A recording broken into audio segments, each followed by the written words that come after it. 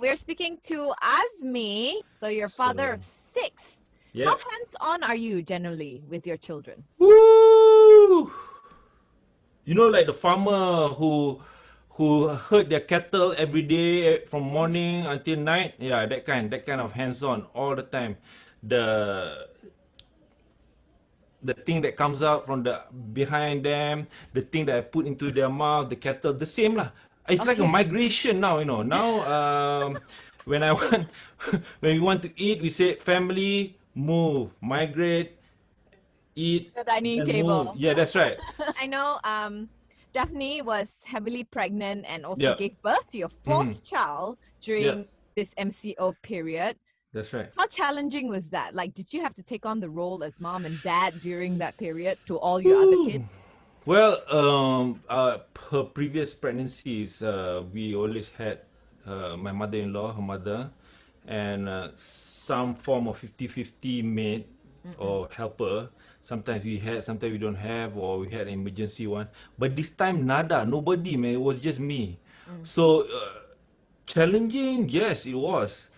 But we've always stayed at home. I mean, our business, our work has always been at home. So it's not like, oh, now I can't go out, I cannot do this. And then, actually, it's, honestly, positively, it's gone better, actually. Yeah. Yes. In what way? Exactly. I tell you, I mean, I think I'm the only one who says that MCO has really helped us. I'm more hands-on with helping her pregnancy, and the delivery, of course, was crazy. That's another thing. You had to go to the hospital with the, you know, now Yeah, it's a different COVID-19. Yeah, you have to do 3 days before that. You have to do a COVID-19 test. If not, you have to wear PPE, whatever, and all that. Oh, okay, that's another story, lah. So how it has And you helped weren't us. allowed in the OT, were you? Yes, we were allowed, but that's Oh. why I was allowed. So because that's why you have to do 3 days before that. You have to do a The test. test and to make sure that it's negative, so then you can go in. And then everything else was the same as normal times lah. But the hassle, you know, the pressure leading up to the delivery. But we pulled through without any mothers, without any helpers. Helps, yeah. Yeah, we pulled through. I did everything lah, basically. You know, Did you cook would and all cook, that? the cleaning. But I tell you why I did all that. Let me tell you why I made sure I did all that. Because my wife she's a maniac. If not, she'd be doing all that. Even though she's in Right, right. confinement, or she's like 9 months pregnant. Well, this time was only about 7 months. 7 months, right? 7 months pregnant. She would still want to do all that. So I make sure I do all that so that she doesn't have to do that. Because I don't want to stress her out. I don't want you know, to let it bear down on her pregnancy and also on confinement.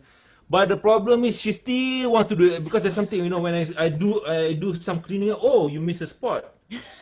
Okay, something she cannot be puas lah with cleanliness. But cooking, that's where I win. Because I think if she can boil rice properly, I'm happy already. Okay, but when it comes to cleaning, oh my god, if there's like a drop of oil on the floor or there's a speck of dust on the stove, you know, so I do all that. Of course, I want the house to be clean, but I do all that to make sure that she doesn't do it, or she'll be doing it, and I don't want it to bear down on her confinement, you know. But what were some of the challenges that you have to experience with the kids at home the entire day during MCO? Okay, I always get this kind of questions even from friends or that. How has it been during MCO? But actually, the nature of our job, the nature of our lifestyle also has always been just at home. Both of us, you see, we are vloggers or social media influencers, whatever. And from time to time, yeah, we have jobs up front. But this couple of years, events has reduced. MCO actually has enhanced our status of being at home and being with the family all the time while working. So it's not a challenge, it's what we want actually. Yeah.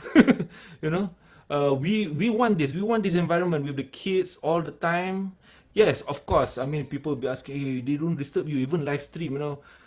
I don't know whether you watch any or live stream. Our kids just come in. I don't care because, Yeah. you know, I can have anybody coming into the frame, you know. So, for us, it's perfect actually. Yeah. But So what's the there's schedule no like? What's the schedule on a like at day-to-day home basis. Oh with my your god. live show and then the kids' online school and Yeah, then the newborn? yeah.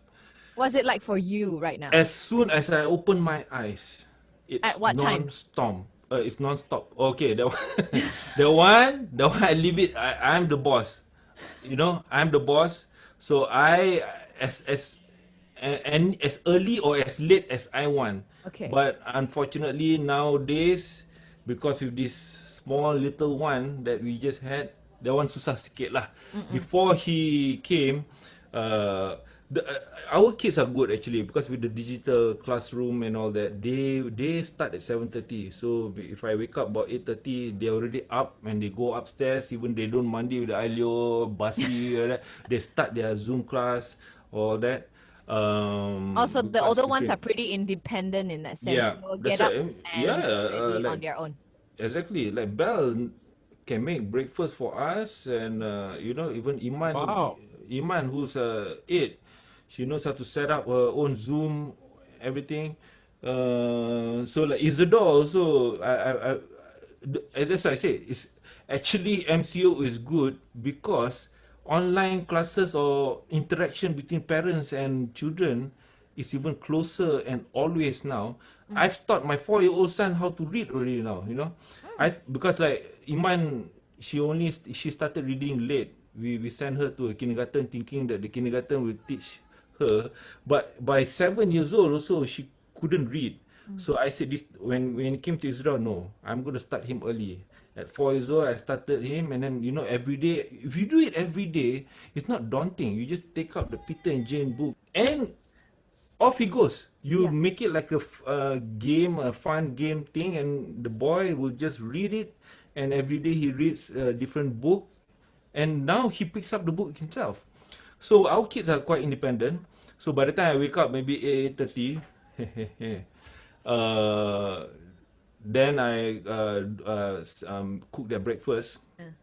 Then when they have their break in their Zoom classes, and then they eat together. We all eat together, and of course, Daphne has a confinement food. That one I cannot make. Okay, so somebody sends it to the house, and she eats that, and then the day continues, and then somebody will come with, oh Papa, I got this problem, da, da, da, da. And then because you know Zoom classes, you can't, I mean the teacher on the other side can't really teach every single thing. Yeah. And sit down and say, okay, apa, let's just take this maths problem, you know, I have to come in, So thank you God have to to be Google. teacher as well. Exactly, thank You God to have to be Google. dad, Yes, you have to right be there. teacher. Exactly. But I And tell you, make this is the best time. Imagine this MCO started during my time in the 70s, man. uh-huh. Shit, I don't have Google, I don't have YouTube to teach me maths. Yeah. You know, I can't have my father teaching me because he also don't know. See, like me, I don't know. Sometimes I just Google it and I just can teach on the spot, you know? Yeah. So with the technology now, it's made it easier for Exactly. parents to be teachers as well. Exactly. But can you So- be a better dad by just pressing a few buttons, by Googling? Okay. Okay. Now, what does a better dad means? Right. What does a better dad means? I think definition of a dad now is different than back then. You see, the traditional dads, for example, that's back then, like my dad lah. I think, an example, I mean, I'm no disrespecting him and all that. I love him and all that, but he was really a workaholic. He was a qualified accountant, and you know how these bean counters are lah. Yeah, yeah. They work early in the morning and they come back late at night because of all their meetings and all that. Because he was also CEO of companies and all that. But his style was, I provide in terms of money, and then my wife takes care of the household. And I understand that, you know, back then it was like that. But nowadays, you can't do that because expenses are so high. Both parents work, you know. So mom and dad, husband and wife, have to contribute together, and you shouldn't be like, "Hey, macho." After my friend say, "You, how can you do housework and all that?" No, that's not it.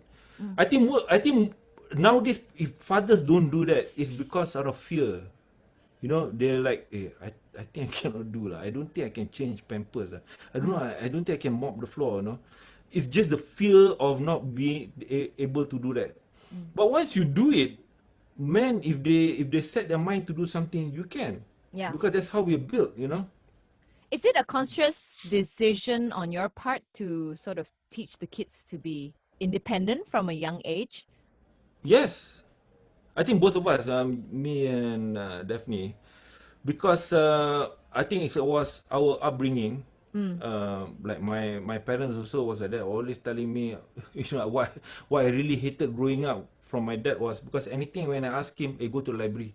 The library is like 10 kilometers from my house in KL. Now I live in PJ. Yeah. And then you have to take 3 buses to change. So I hated that. But then I became independent. I said, okay, never mind. And my dad had a library of encyclopedias in his office at home. He read Reader's Digest, so I opened it up, you know, read National Geography they had, you know. Because I hated asking questions about something I don't know. Because he always give me this kind of answers, you see. Same with my mom lah. My mom would scold me lah, how come you don't know, you didn't study, or, you know, that kind of thing. So, like my kids, I make sure I sit them down, and if they do not know something, I teach them how to get the information, or maybe it's difficult for them to get, you know, at 4 years old, how then to type. If they ask, Papa, how you spell ball? Okay, then I'll teach them step by step. The most important thing is you must respect your children to make sure to know that they will understand your answers. Don't talk gugu gaga to them. You speak to them like an adult, clearly, firmly, and get it right the first time when you teach them, and they will appreciate that. And the next time they want to ask you something, maybe they will try to find the answer first before asking you, for example. That way it teaches you, empower them, and they become independent. Yeah. So yeah, I mean that's how we've always brought up our kids to be empowered and Do things for do themselves. things for themselves, yeah, and learn for themselves. And only until the last minute where they do not know something, then you come and ask, and then we'll help you with the answers. But did you discover anything about your children after spending so much more time with them during the Definitely. There were a few characters of our kids that we knew already, but the MCO really confirmed it. For example, Bel has always been artistic and all that, but I didn't know she was so pedantic in pursuing her artistic art. No, for example, like drawing for her, cooking. She takes a long time to cook because she wants to make sure all the thing that she prepares for raw ingredient is perfect. It cannot be 1 ounce too much or 1 ounce too little. Perfectionist. Yeah, perfectionist. Like Iman, we always knew that she was a very a people person, a motherly person. So she was so hands-on when Ilan was born, you know. She was the one that angkat the baby, want to change. She changed, 7-year-old changed the diapers without blinking an eye. If you ask Belle to do it, she'd be like, you know, even me, you know, I mean, who likes to change crap, diapers? you know, yeah. But then Iman would be the first to jump and do it, and you know, and Isidore, I knew he was the smart one lah. At 4 years old also, he's also quite a detailed person, and even around the house he would understand where things are and what things are for, and he would like not be messy and put it back. And as a 4-year-old, I remember for me, main guli pun tak pandai lagi kan. But yeah, so because I see that every day, and then I start to notice their characters, how each of them are different, but at the same time, I'm glad lah that what we were thinking of them was correct lah. Yeah. You know. How about yourself as the father? Did you discover anything new about yourself as a father during this MCO? Well, uh, as I said, I have 6 children. My first child, I was only 25 when I had him. Okay, he's now already 25. Were you a Yeah, hands-on yeah, dad of back course. then as well? Every child I was in the labor room, okay, and then everything else, the milk lah, the pampers, the change, the mandi, and all that, the growing up, yes, but I was inexperienced. We do not know what we were going into, so the experience back then was different than now. So now I'm more well informed. But it doesn't mean that I can have 20 children. No, every children I tell you always gives you surprises, and you're like, hey shit, I thought this is the way to do it. Oh yeah, forgot, or this is. Or maybe it's just because you have changed also as a person, and you discover things that you can apply. What you should have applied back then, you can apply now. Yeah. So in many ways, I think I'm more well informed, more experienced now. There were mistakes that I did back then, which I wish I could have done better. Like for example, I think. I think the misnomer or the old wives' tale when saying that when the child is crying, I just leave, don't pick up so fast, nanti you manjakan the baby. No, that's wrong, man. That's completely wrong. There's no such training in that. Babies, even adults like us, if we don't get attention, we cry. Either we cry outside or we cry inside. Okay.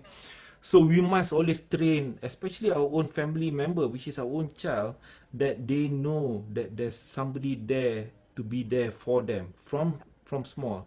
And that's how you teach love, and you try them to not to have hate from a young age.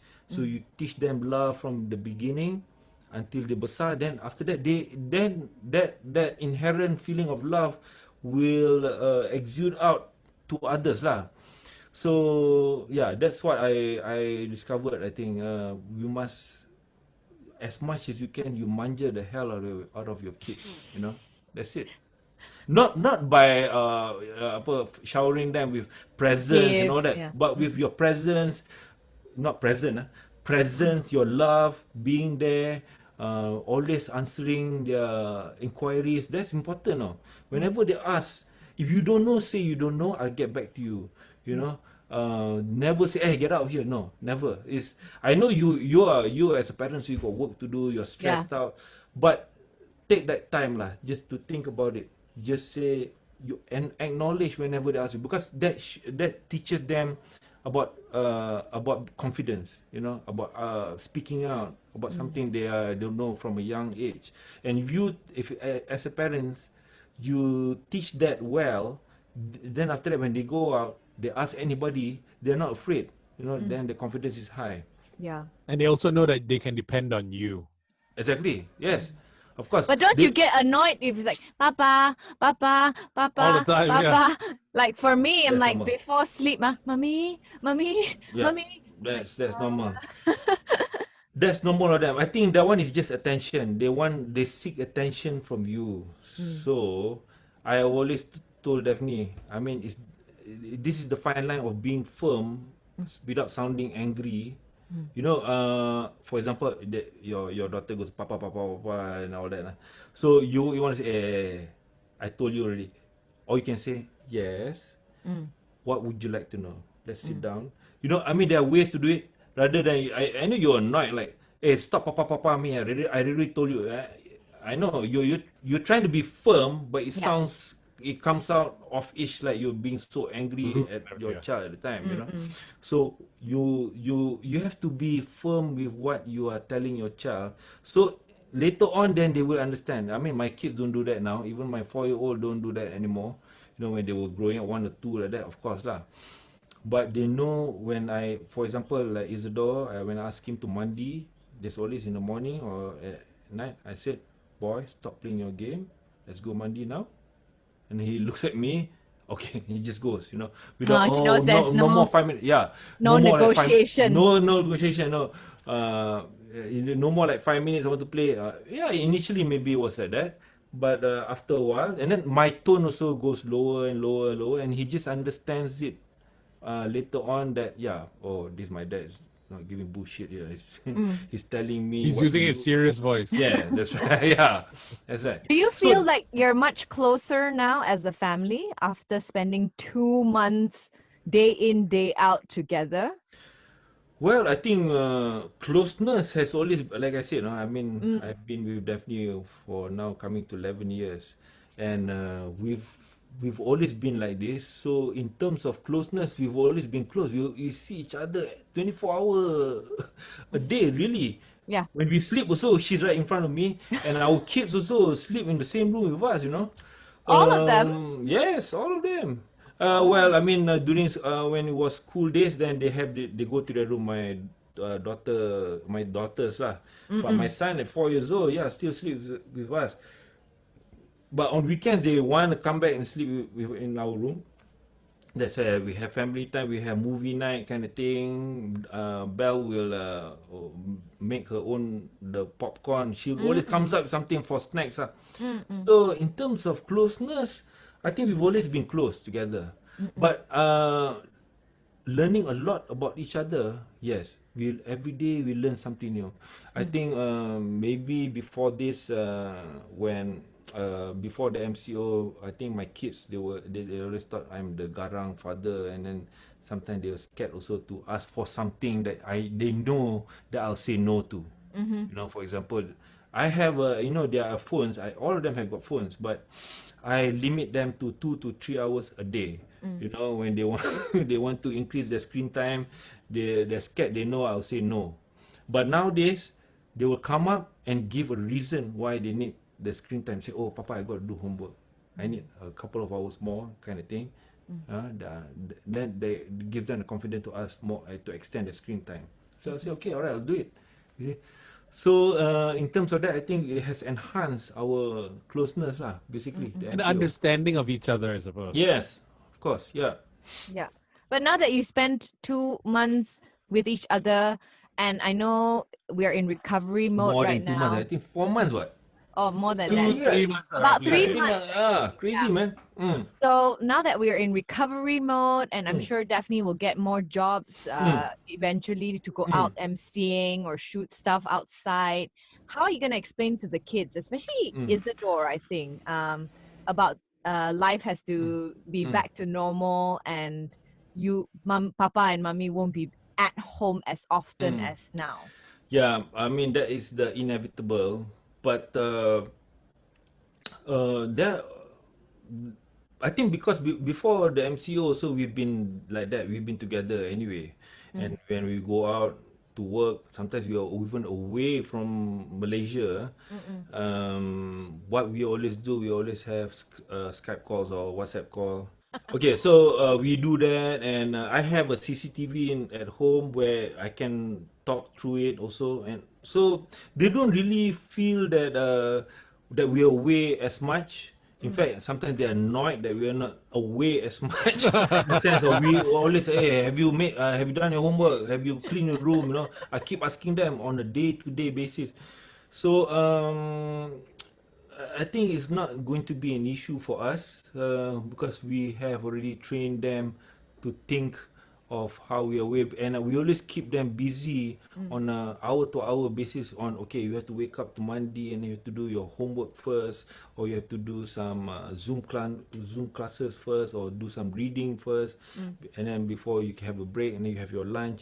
So we keep their day-to-day very busy and full, so they know they don't they don't miss us as much when we are away.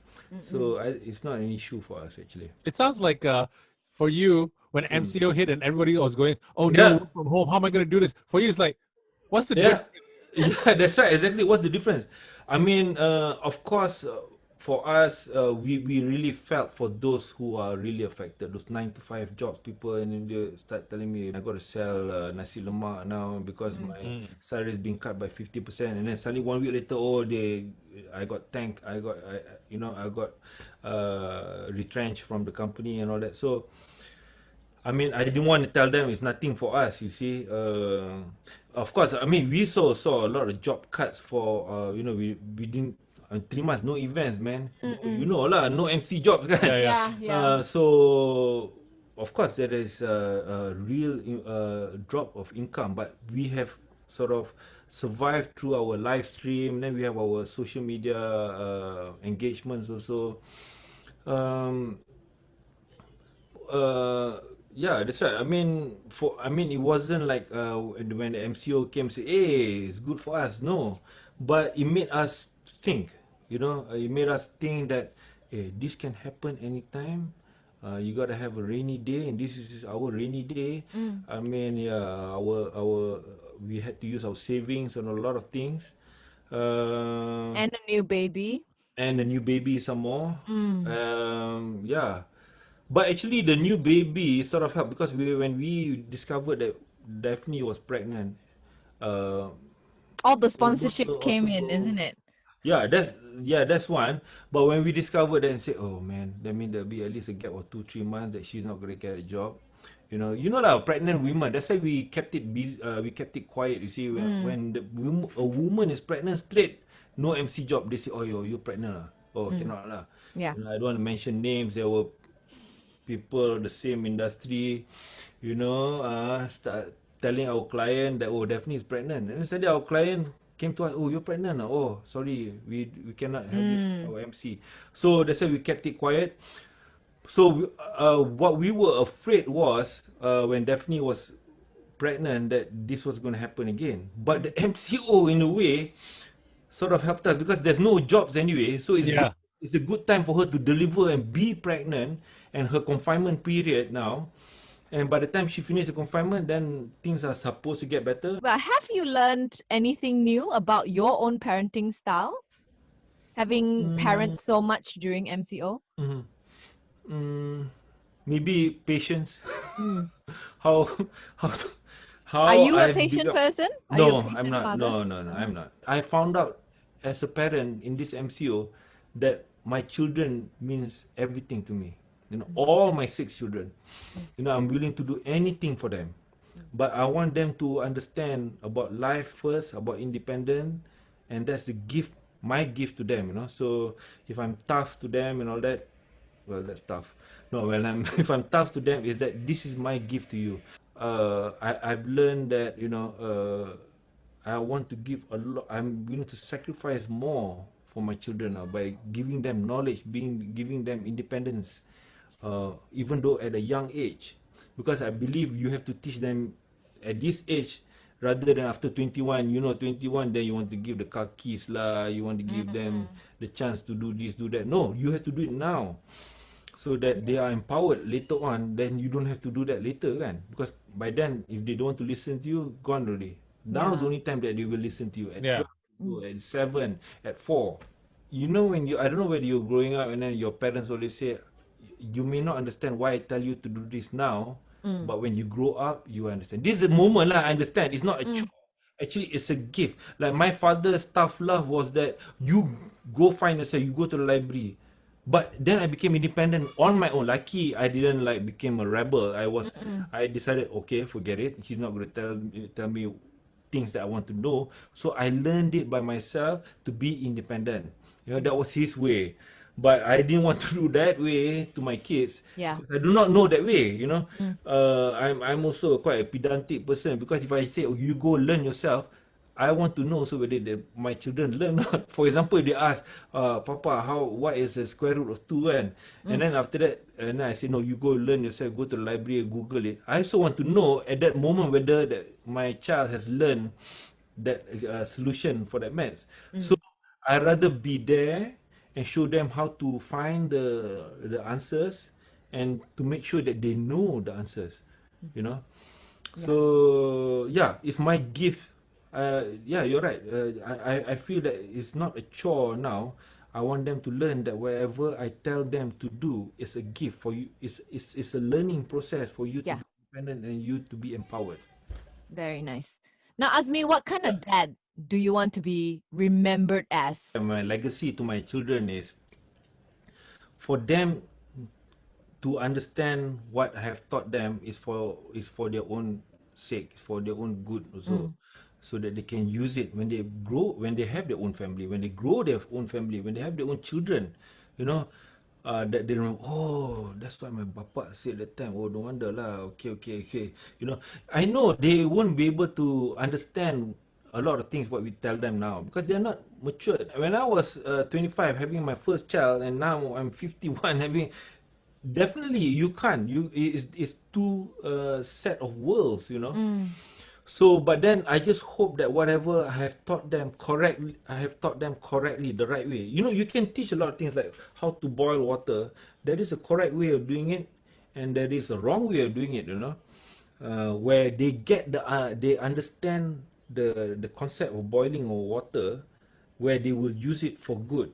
So, if you have done that correctly from the beginning, it will be used well lah when they are older.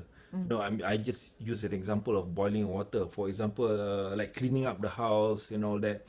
So if you had taught them that cleaning up the house is for their own well-being, so that they don't go sick. When they're sick, then they can't go to school. You cannot see your friends. You like that? You want to stay home and not see your friends. You see, you always go to the objective, you know. The reason behind the reason. it. See, like Isabel, I know without her friends, she's like, oh man, this MCO. Oh no. Iman is like, oh, I can't go to school because you know, I like to do this, I like to do that. So you got to understand your child's What makes them tick? weaknesses, or yeah, that's right, or whatever that they like. Then use that for them to learn things about life. You know, so when you take that away, then it'll be, oh yeah, if the house is not clean, I don't get to go to school, I don't get to see my friends because I'm sick because the house is...